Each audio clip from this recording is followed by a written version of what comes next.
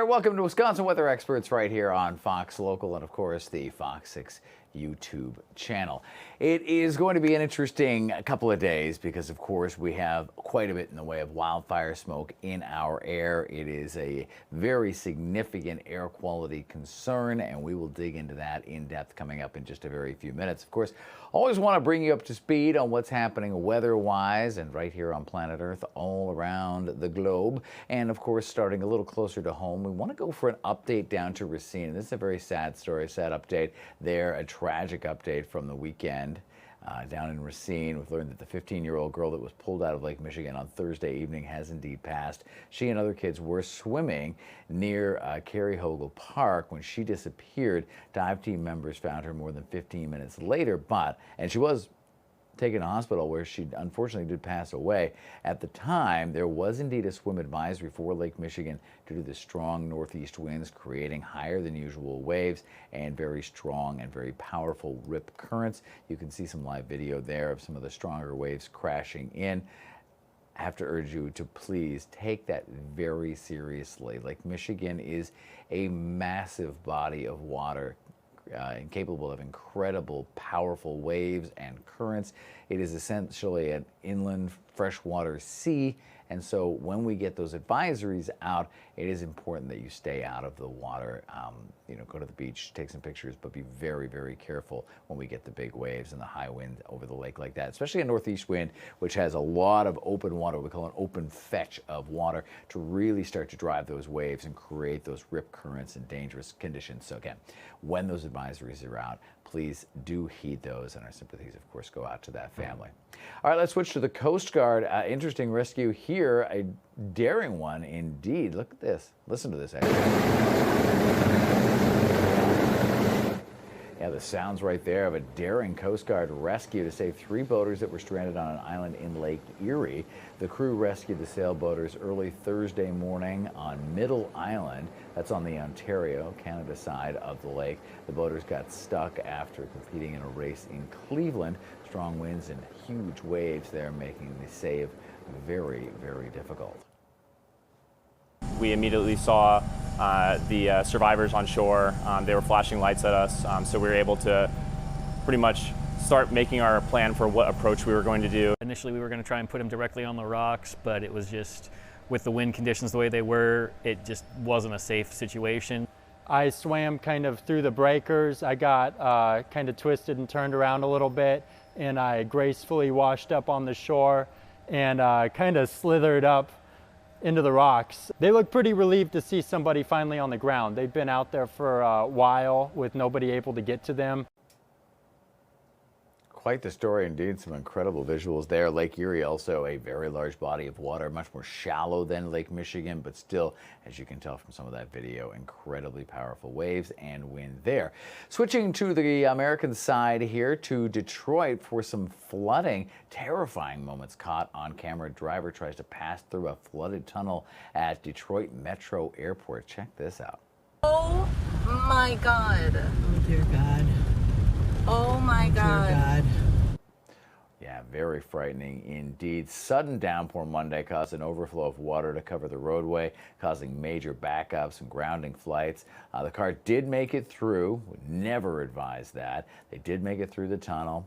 Big reminder here to avoid driving through flooded waters and wait until things have cleared up. You have no idea of knowing how deep that water is. Now, to be fair to those drivers, this happened incredibly quickly. That downpour was pretty intense, and that likely was also intensified by the fact that the tunnel is likely lower, all the water rushing into that tunnel.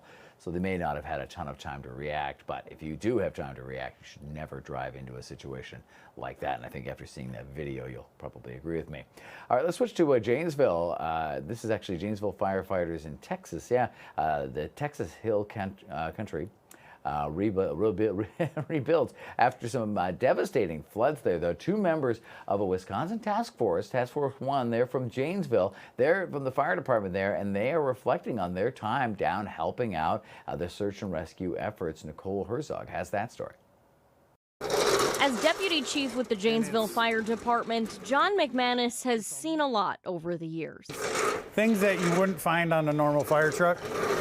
But this July, his other role as a leader of Wisconsin Task Force 1 brought him more than 1,000 miles away, showing him destruction like he's never seen before. At scale, it was very difficult to describe how much water had gone through these places. McManus, alongside 3 canines and 4 other members of Wisconsin Task Force 1, were deployed to Texas Hill Country, helping in the search and rescue efforts after deadly flooding hit the area. We were walking dozens of feet below where the top of the floodwater was, and it was a lot of walking, a lot of making sure that the dogs were safe. Jainsville paramedic firefighter Richard Lomar was also part of the team. It was devastating. I mean, you see just just imagine your entire house spread over miles. You know, you see massive trees that are moved. You can watch it on the news, you can see pictures, but until you walk through and just see what water can do and the amount of damage that it caused, there's no way to explain it. McManus says someday it could be Wisconsin asking for help. Every time we go out to help another state, we're testing ourselves and getting better. And now they can trust someone will be there to answer the call. So that if a community in Wisconsin is affected with something terrible, that they're in good hands and we'll be right there to help. What a great story there, and it's great that we were able to help out. Obviously, tragic tales from those floods, and a lot to be learned from what happened there, how our responses can be better, how we can get more information out more quickly to more people and save more lives should this ever happen again, heaven forbid. Now, let's go to Jersey. Interesting over the weekend here. If you bring up the map, we've kind of pinpointed where that magnitude 3.0 quake happened over the course of the weekend. Residents in New Jersey and New York got a little rumble, little rattle. 3.0 is not a huge event, but for that region, definitely one of the stronger rumbles. And that was on Saturday evening. USGS, or the U.S. Geological Survey, said that the earthquake struck at about 10:18 their time near Hasbrook Heights in New Jersey as a result of fault lines and a shallow depth in the crust. So pretty fascinating there. And as you see, again, fairly shallow depth for that, magnitude at around 3.0. Wow, fascinating stuff. All right, let's go over to the Grand Canyon now, give you an update with what's going on there. We'll get back to our 6-day planner and everything else that's coming up in a bit, but I want to take you to the Grand Canyon here. A wildfire that broke out in Grand Canyon National Park on July 4th due to a lightning strike has now been deemed a mega fire due to its size. As of Friday, as of August 1st, only 9% of the fire is contained, with over 100,000 acres burned. An evacuation order remains in effect for the North Rim area. Crews battling the blaze continue to face difficult conditions. The indigenous firefighters from the BIA Wildland Fire Management, Navajo region, and the Apache Nation wildland camp crew aren't just battling flames, they are protecting sacred landscapes, traditional knowledge, and the living connection between the native peoples and the Grand Canyon. Some interesting stories there, to be sure.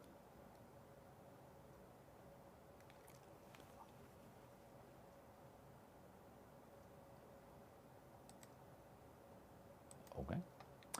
All right, well, then let's switch over and talk about our air quality, because yes, indeed, the fires that we were just looking at there are also coupled by the fires that we are looking at and talking about here. These are some incredible blazes that are sending us these plumes of smoke. Some time lapses to give you an idea of what's been going on. It's still here.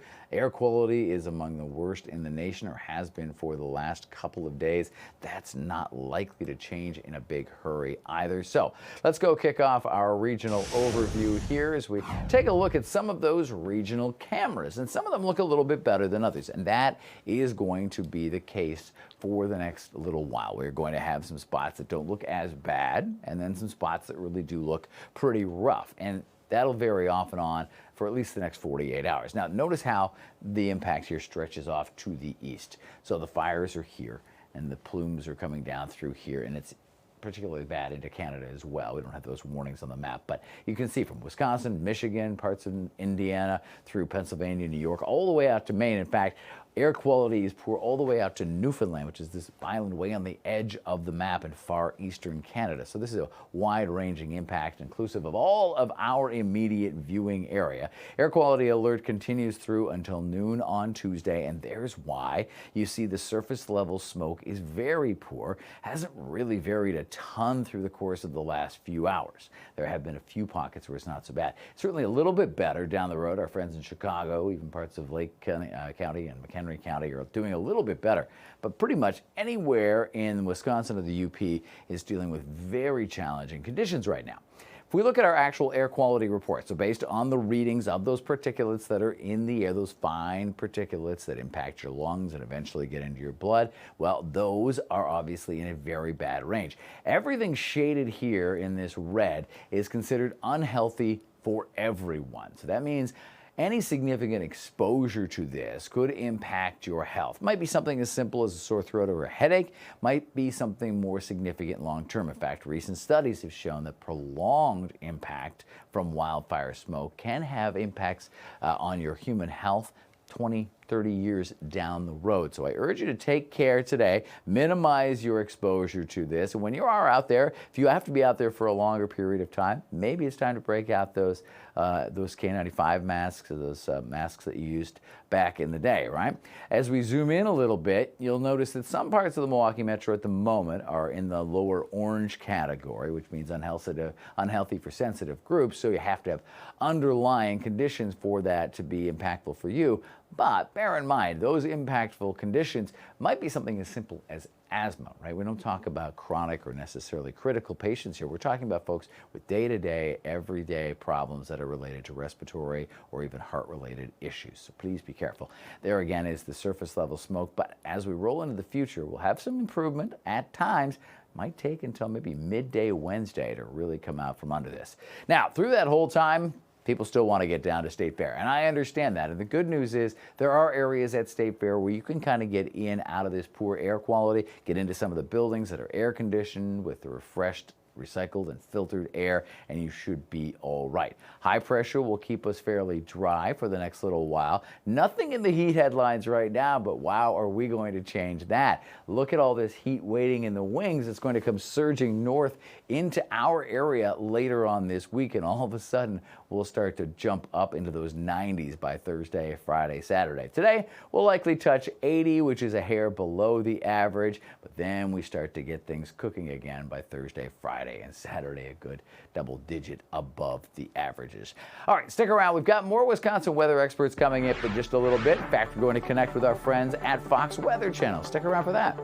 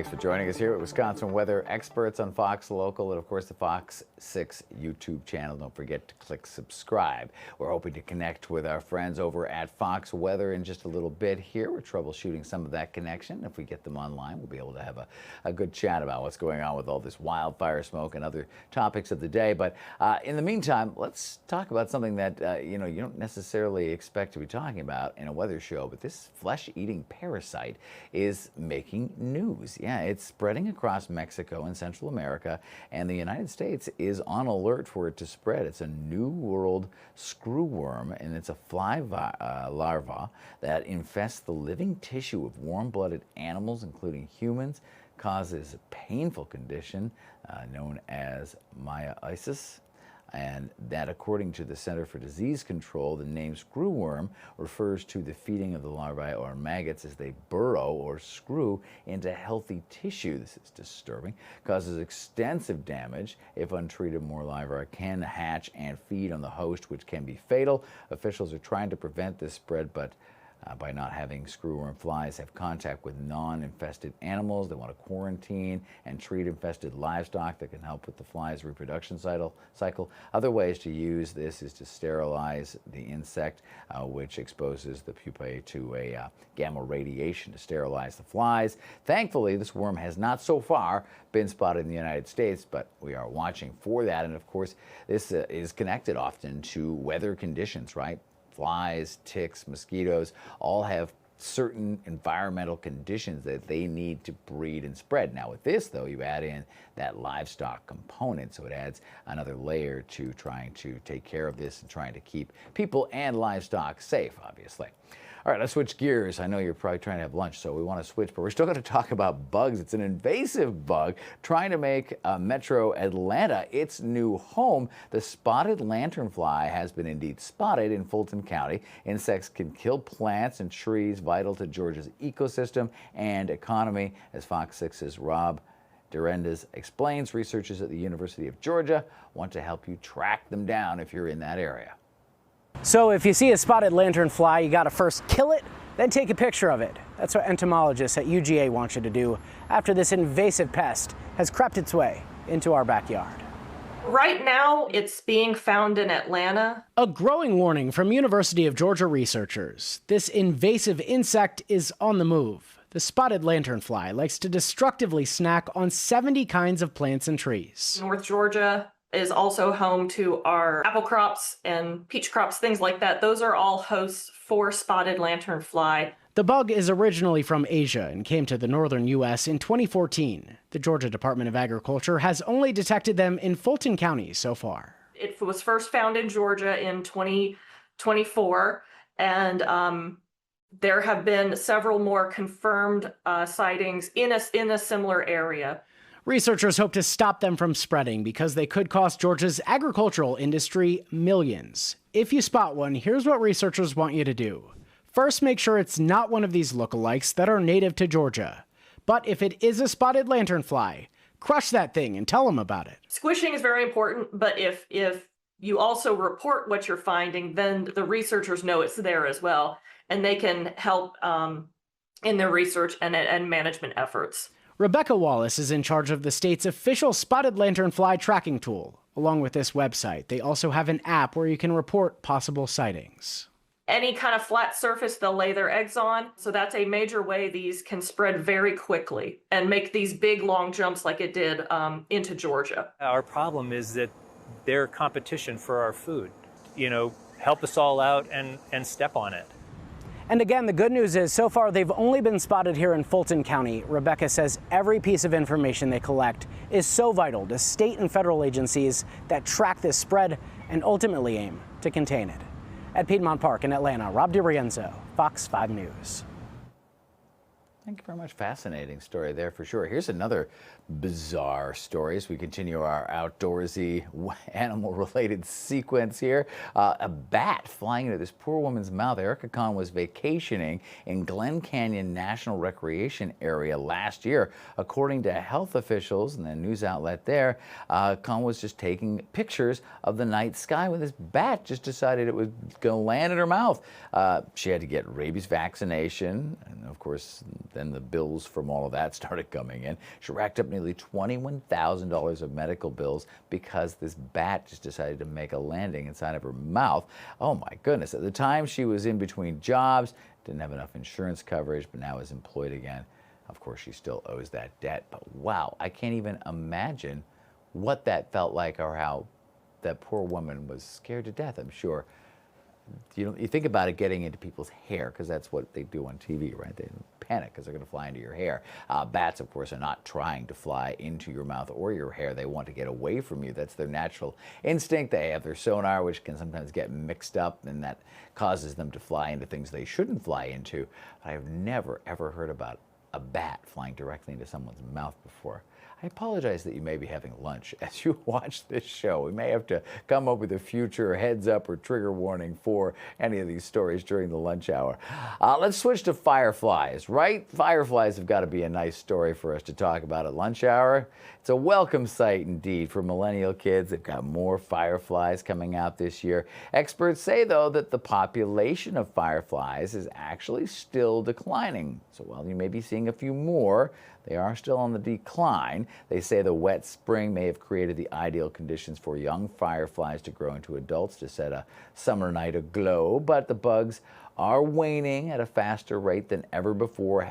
Habitat loss, of course, pesticide use, light pollution, all responsible for a decline in that population. Experts suggest to help the firefly population, you might want to consider turning off some of your outdoor lights at night. Save some money that way for the power bill. And you should avoid spraying front lawns with insecticide. And of course, in your backyard, you want to be out there, so I get why you might want to spray that. But maybe the front lawn or parts of your lawn that you don't necessarily hang out in and don't need protection from those bugs. Give the bugs that space, because we all love the memories of catching a firefly or a lightning bug, if you prefer, or just even watching them put on a show. So maybe if you can help the bugs out a little bit, maybe plant some natural plants in that area of your yard as well. All right, it doesn't look like we're able to troubleshoot the connection issues we're having with Fox Weather. If we do, we'll of course immediately jump on the phone with them. But in the meantime, we've still got more Wisconsin weather experts coming up right after this.